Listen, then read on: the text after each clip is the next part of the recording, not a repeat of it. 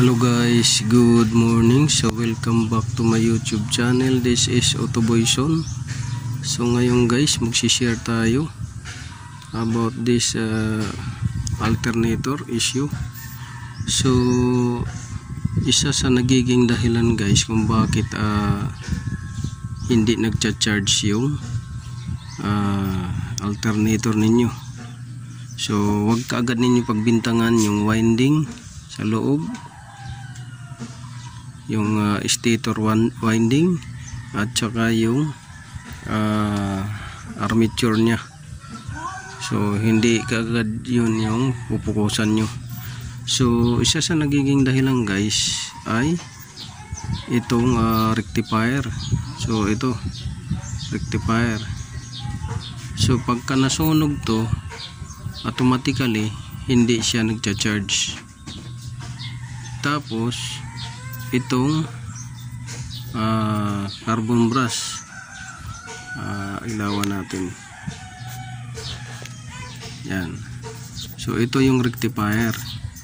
Pag nasunog to, pumuputok to kasi hindi to nagcha-charge. Pag ito namang carbon brush ay hindi lumalapat ng husto, pudpud na, hindi rin to magcha-charge. So dalawa na yun, rectifier. Pag failure na, hindi magcha-charge. Pag carbon brush naman, pag pudpud na, hindi rin magcha-charge. So ang pangatlo nito guys ay yung loose connection. Halimbawa ito siya, yan, nilinis na natin yan ng liha. Ito, nilinis natin yan ng liha.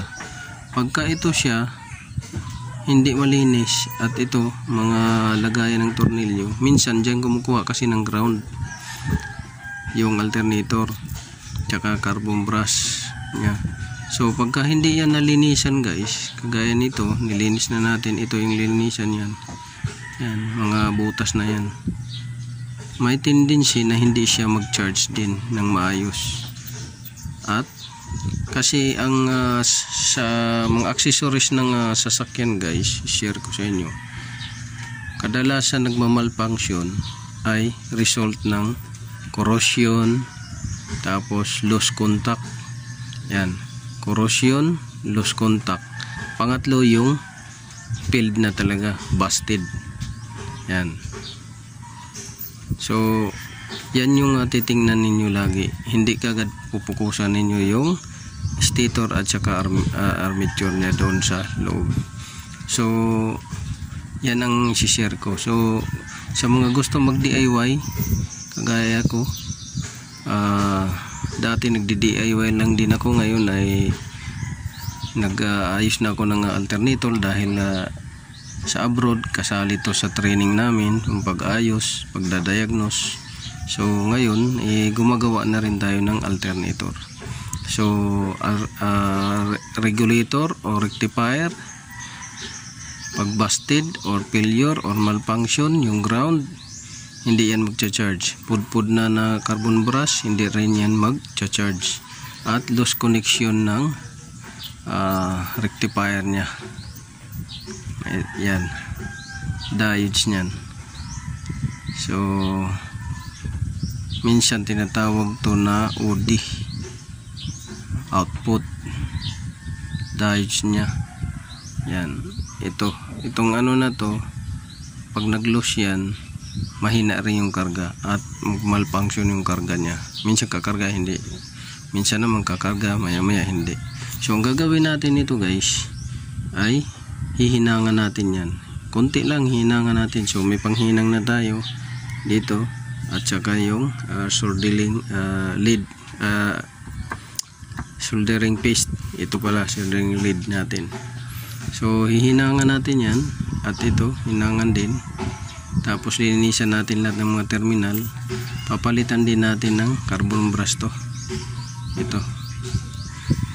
Tapos ito siya, lilinisan ninyo to, ito mga bracket nya, kasi dyan kumukuha ng ground yung alternator at yung carbon brush, pati ito mga field windings nya. So yun yung gagawin natin. Tapos dito naman, ito lilinisan natin yan para pumuti na yan. So yun, nandito yung carbon brush natin na pamalit. Yan, modified natin yan kasi mahal to pagka binili itong assembly. So gagawa lang tayo ng sarili nating diskarte. So yun, sana may nakuha kayong konting kalamang guys. At ito pala, bago ko makalimutan, ito linisan ninyo yan para may contact dyan yung ground. So yun lang.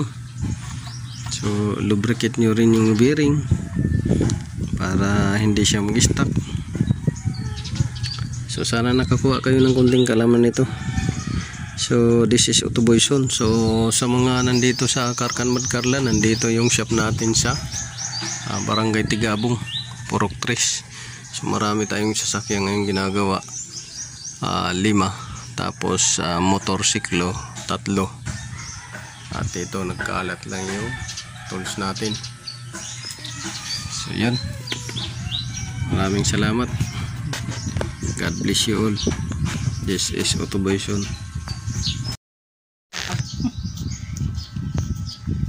So ayan guys, tapos na yung ginawa nating alternator.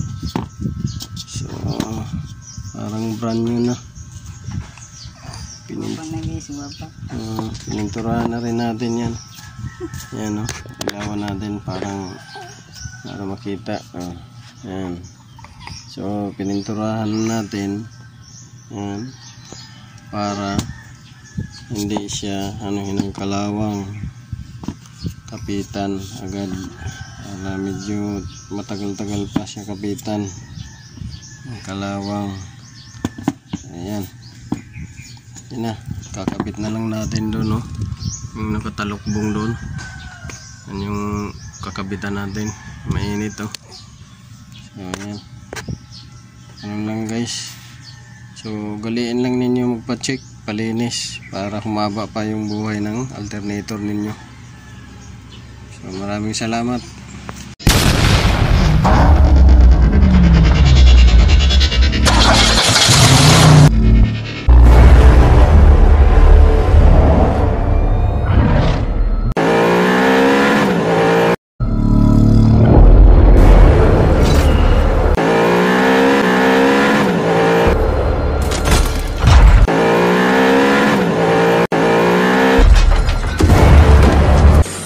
Make